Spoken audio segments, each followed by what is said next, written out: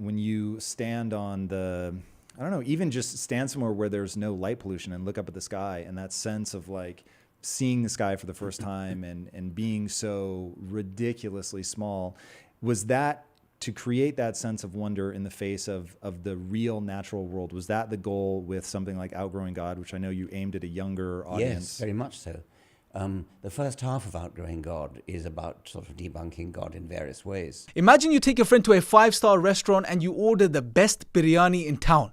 Now the food comes over after a bit of a wait and both of you tuck in, and as you're eating the food you can't help but appreciate and acknowledge the amazing delicate blend of flavors and spices. Eventually compliment the chef and you say to your friend, you know what, the guy that put this meal together, that chef must be a genius, he must be an expert. Now at this your friend stops eating, puts his spoon down, looks you in the face and says, how dare you? How can you say there was a chef? No one made this food. And then he continues to eat. What would you make of this behavior?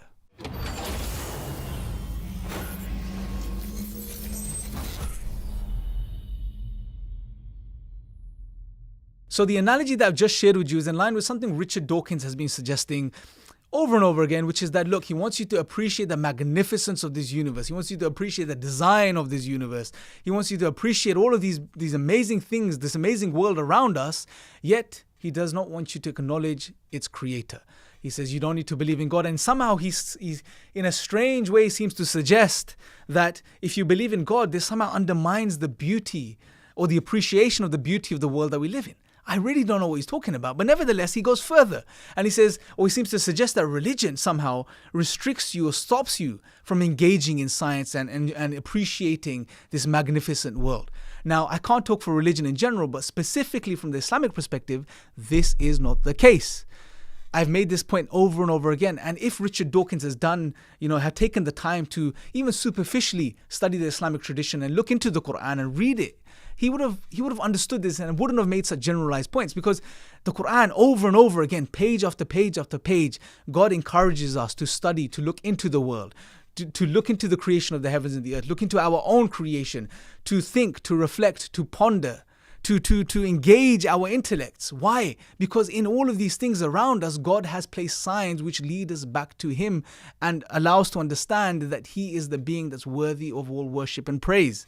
This is the objective. But what Dawkins wants you to do is he just wants you to appreciate the beauty of the universe, enjoy the beauty of the universe, but not be grateful to the one that created it. Exactly in the way that I presented in the analogy, enjoy your biryani, but don't thank the chef. If anything, just ignore the chef and say the chef doesn't even exist, right? It just doesn't make any sense.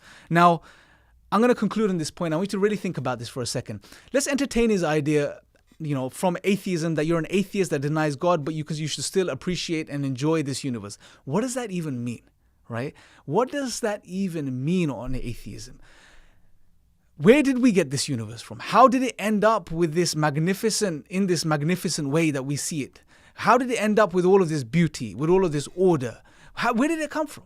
It didn't have to be this way. Therefore, it's a mark of a rational mind, like I've said before, to question that which did not have to be. The universe did not have to be ordered and structured in this magnificent way. If it is, then why is it this way? Who put it this way? These are natural questions we ask as human beings. But on atheism, there is no answer. It's all one big accident, full stop. That leaves the human being in a very frustrating position, right? Very frustrating position. And I ask you, do you want to end up in this position? Do you want to cut yourselves off from the truth when you get to that point? Or do you want to really inquire further and look beyond what Richard Dawkins is suggesting or saying? And I really encourage you to do this. That being said, let me know your thoughts below. If I haven't said it already, I'm going to link some of the verses from the Qur'an relating to where God encourages us to study and look into the heavens and the earth and into the universe, etc. Just for those that really want to look into these things further. Let me know your thoughts below. Make sure to subscribe. And until next time, take care.